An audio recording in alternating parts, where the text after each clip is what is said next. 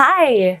Today I'm going to be going deeper into my story of why I packed up my life and became a remote therapist and a digital nomad. So as you may be able to tell, I'm currently in my childhood home, the home that I grew up in from the age of 2, located here in Orange, California, in Orange County. And it's kind of chaotic right now because I'm flying back to Lisbon today.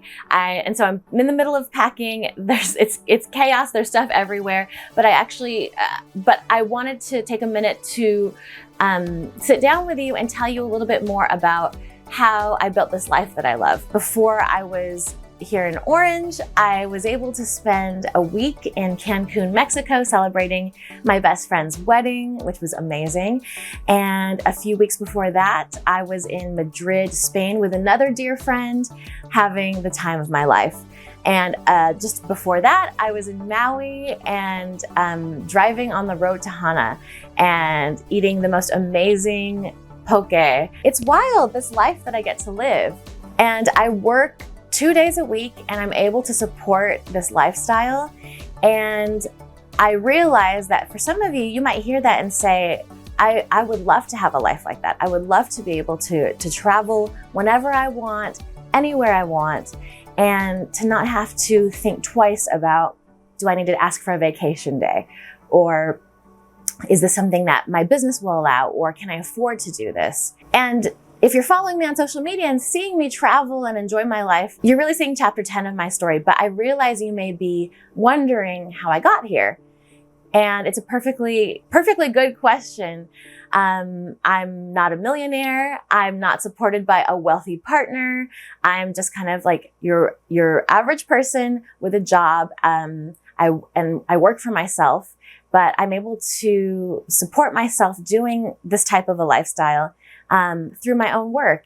And it's pretty great. I love it. I love it so much. And I love that so many people are interested in wanting to create a life like this for themselves too. And so I thought what this video would be sharing with you my chapter 1, my story of kind of what inspired me and what helped me and the first steps I took to get here. And my hope is that it will inspire you if you're considering this type of lifestyle, and that it will let you know that it's very possible.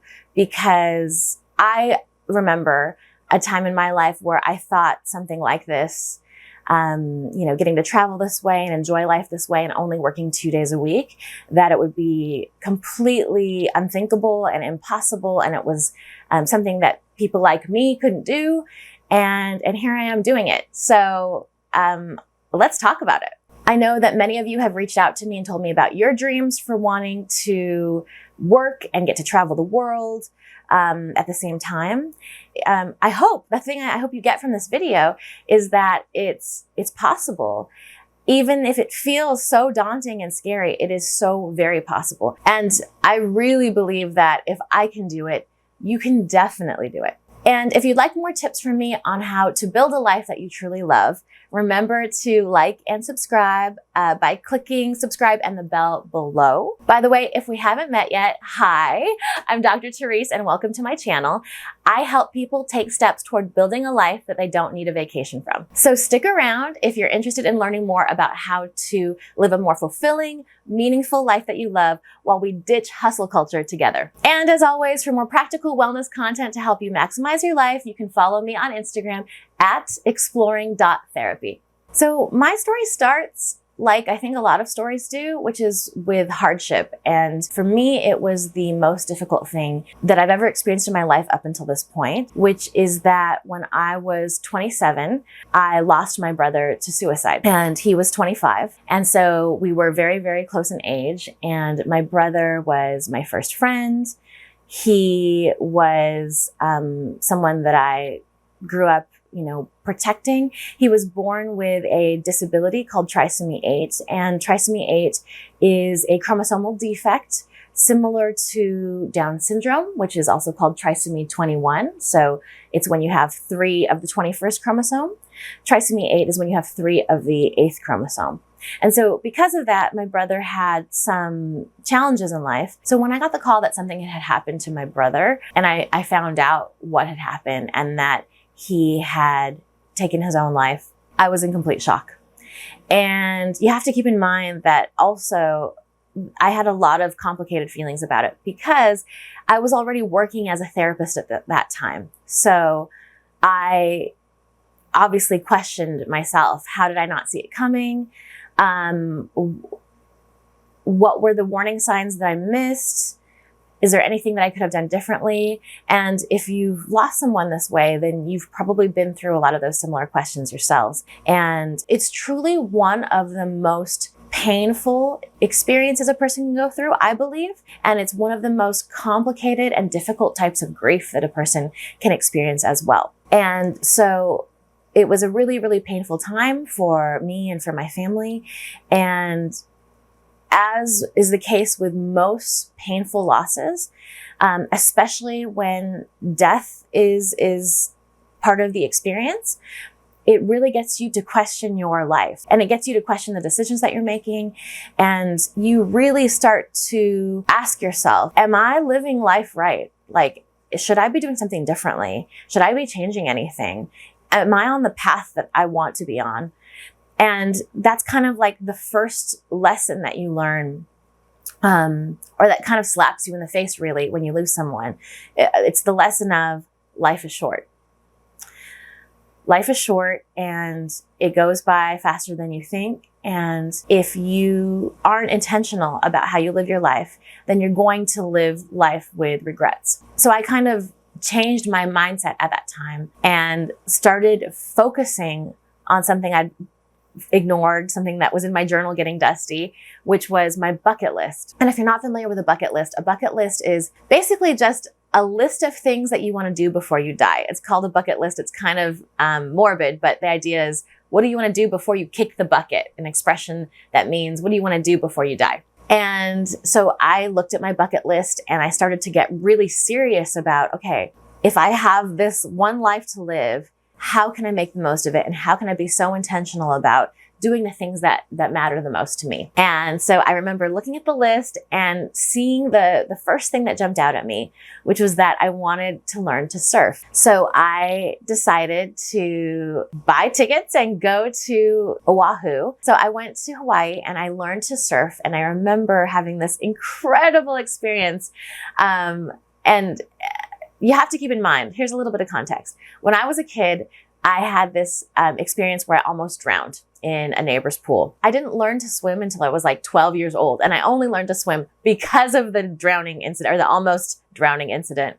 And so I have like this precarious relationship with water and the ocean, especially deep water. And so for me, doing something in the ocean requires a lot of courage because I have to get over all of those fears that that come up for me. And I just will never forget the feeling of my first attempt standing up on that board and riding that wave. There's nothing like it. There's nothing like it. And I just remember feeling so alive and feeling so grateful. And it just kind of opened up my world because you realize there's so many experiences out there that we are yet to have. And we're living our lives, kind of doing our everyday thing. And there are so many adventures that are just on the other side of us overcoming our fears and getting outside of our comfort zone. So that was a real game changer for me. And from that moment on, really, I always wanted to move forward in life, chasing those adventures. And really kind of my life's motto is to do everything to avoid regret, right? Regret is the worst feeling in the world. Looking back and wishing you could do something differently. So I made this decision that I was going to do everything I could so that I could have the fewest regrets possible. Another lesson that I learned from the loss of my brother was it illuminated my life's mission. And I had never really put it together before, but suddenly it became so much clearer. And for me, my mission in life is to help people delight in their lives. And there's two parts to that. So it's helping people delight in themselves and helping people delight in the world and in the gifts that are out there in life for us. That mission is in some ways very selfish because I don't ever want someone to experience the pain of suicide loss, ever, ever. I never want someone to go through what I went through. And so by helping people connect with finding meaning in their own lives and delight and joy and adventure in their own lives, then I know that that is an amazing antidote to depression. And it's an amazing antidote to suicide. And I know it's not 100% of the answer, but I think it's a big part of the solution. And so that mission is part of everything that I do, whether it's sitting alongside clients who are dealing with severe anxiety or depression or grief. It's a part of what I do when I'm sharing with you on social media about my life and my adventures and my love for food and my love for travel. I really do want to give hope to people and remind them about what life can be, because I think that so often we get stuck in a rut. And that rut, especially for American culture, is you get up, you go to work, you work too long, you don't take a lunch break, you go home, maybe you have a little bit of dinner, you go to sleep, and you do it all over again. And I just hate the idea, and have always hated the idea, that people were living for their vacation days, right? Like basically just trying to bypass most of their life just to get to vacation, or to bypass their weekdays to get to the weekends. Because it just seems like such a waste. It seems like such a tragedy that we're trying to rush and get through certain parts of our life just so that we can get to the part that we consider the fun and awesome part. So yeah, that's my life mission, to help people delight in themselves and to delight in their lives more. And I think relationships are such a big part of that, because having healthy, fulfilling community, healthy, fulfilling relationships is a game changer. It's so much of healing the pain and loneliness that so many of us go through. And I just want to share a little side note, because I think if you're going through something painful right now, if you're going through something very tragic, if you've dealt with a loss or a breakup or something unthinkably hard and difficult, there is a little bit of a tendency, especially in toxic positivity culture, to say, okay, what lessons is life teaching you? And what can you learn from this? And how can you channel this into something better? And as a person that walks alongside many people who are grieving, I think that can be very hurtful, because we're not always in a place where we're ready to turn our pain into something better. We're not always ready to transform our pain into a lesson. But I do think that there is opportunity in pain. And for me, the pain of going through what I went through, losing my brother, tragically, really shook me up and got me to see life differently. And so for that, I am really, really grateful.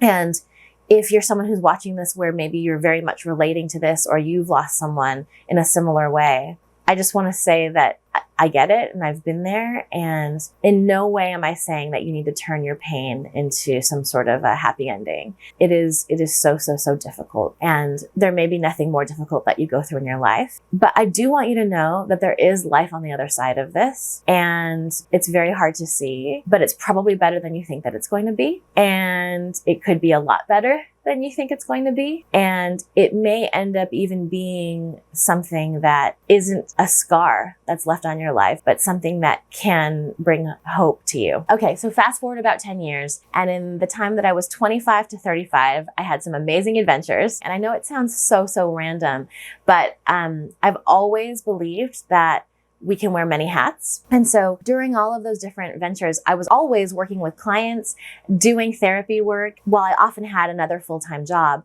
because I enjoyed these things so much. And I never felt like I needed to be in a certain box and just be a therapist. If an opportunity came along that sounded amazing, like an adventure to me, I took it. So when I turned 35, I had kind of this reckoning with myself, where, and I think lots of people, when you are around this age, you have something similar, whether it's like 30, 35, or 40, you're looking at your life. And for me, I was coming up on my birthday, which is in July. And I had this moment of, oh my gosh, I don't have any of the things in life that I plan to have by now, right? So I didn't have a house. I didn't have a partner. I didn't have any kids. And I started to feel really, really sorry for myself, to be honest with you. Outwardly, my life looked amazing, right? I had this dream job. I was making great money and had a really good community, but I was really faced with this discomfort of looking at all the things that I didn't have. And so I got pretty down for about 2 weeks, right around my birthday, as I was reflecting on these things. And I had this subtle shift that happened. So I sit myself down and I say, Therese, you're focusing on all the things that you do not have, but you need to focus on all the things you do have. Focus on what's in your hands. So I started writing a list of the things that were in my hands. And I was like, okay, I have an apartment, I have a car.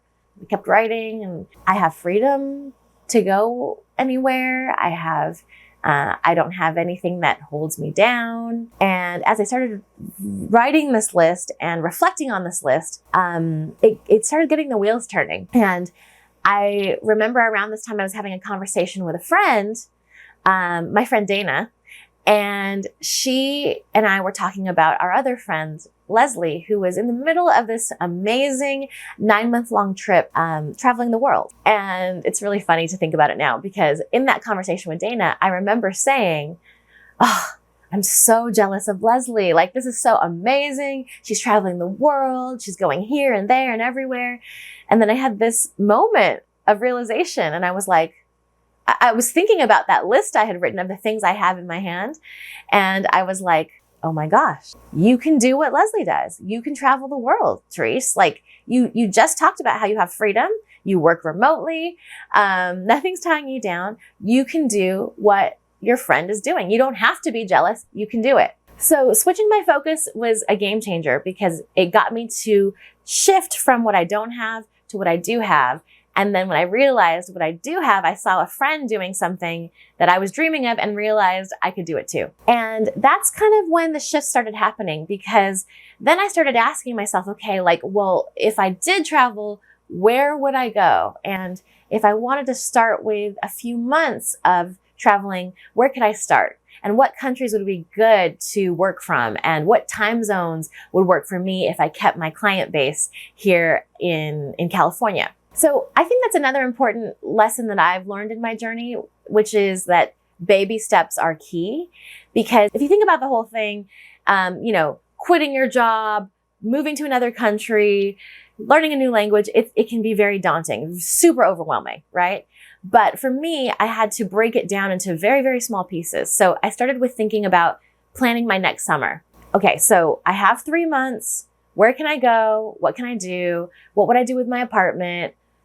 Where would I base myself, et cetera, et cetera. And that's really how it started. My journey to becoming full-time as a digital nomad started with 3 months and deciding that I was going to start in Lisbon, Portugal, which is kind of funny now, because if you know me, I'm a full-time resident of Lisbon now. And it's kind of my European home base. And I love Lisbon. And again, that's another story I'll have to share with you another time. But I decided to travel to a place I'd never been before, where I didn't know a soul, and just said, worst case scenario, I will, even if I hate it, it's just 3 months, like, I'll survive. And best case scenario, maybe something really amazing will happen. And obviously something did, because in that time I met amazing community, connected with the digital nomads in Lisbon, some of my closest best friends to this day. And I was able to travel the world and kind of go on all the adventures that you see. I started my business exploring therapy, and the rest is kind of history. But it all really started with 3 months. And it started with that first baby step. After that 3 months, I came back to LA thinking that I was going to just continue to live my life based in LA. And I didn't feel the same. I didn't love LA the way that I loved it before. And I kept thinking about Europe, and I kept thinking about Lisbon and how much I missed it. And how much I missed the people and the culture and the European lifestyle and walking everywhere and nature and all the things that people love about Portugal. Then my next light bulb moment was when I just said, you know what? Why don't I apply for residency and give myself the option and I can always change my mind, but let's just see. So I applied for something called a D7 visa. And the D7 visa would allow me to live in Portugal full time and to be able to travel within Europe. And I applied, and crazy enough, I was approved in 2 weeks, which is pretty wild because at the time, people were taking months to get approved, and some people these days are now waiting even longer. So it can be quite a process, and somehow, I can't tell you why, I got approved really fast. And so after that, I started kind of taking other baby steps, right? Like looking at someone to take over my apartment lease and looking at more long-term housing in Lisbon. And now I'm coming up on 4 years of living in Lisbon.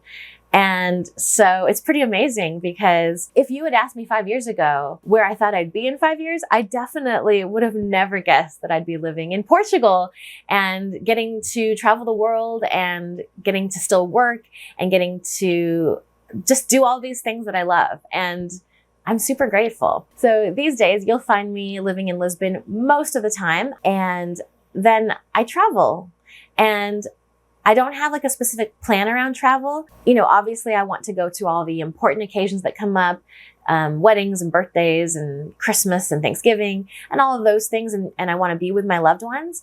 But also I love that I can take a spontaneous trip to Spain or see what tickets are cheap that week and maybe go to London for a weekend or Paris for a weekend. And so travel is a big part of what helps me to live my life and enjoy it. And I work with clients 2 days a week. I work kind of a schedule with my hours. So I typically start at 3 p.m. my time and work until around 11 p.m. my time. And when I'm not doing my client work, I'm working on this stuff. I'm working on making YouTube videos and posting on Instagram and TikTok and Twitter and all of those things, and developing a couple other things. I have a few other things up my sleeve. So I have an e-course that I created for therapists that's about branding. So how to DIY your brand in a weekend is what it's called. And I have a few other courses that I'm working on. I've had so many therapists that have asked me about how I did this. And so I think I'm going to work on a course for therapists on how to kind of get started. And that's my life. That's what I do. And it's a pretty amazing life, I have to say. And so, yeah, that's my story. It starts with losing my brother, and then it goes into my 35 life crisis.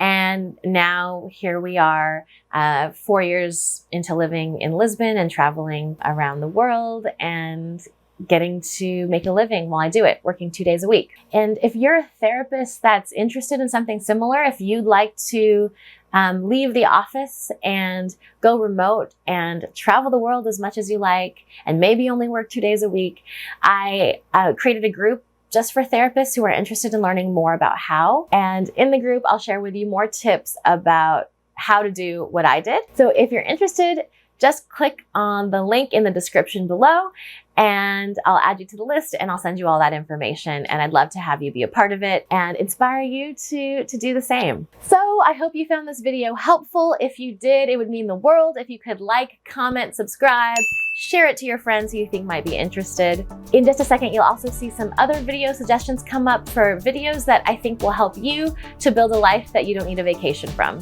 That's it for today. Thanks so much for watching. Bye.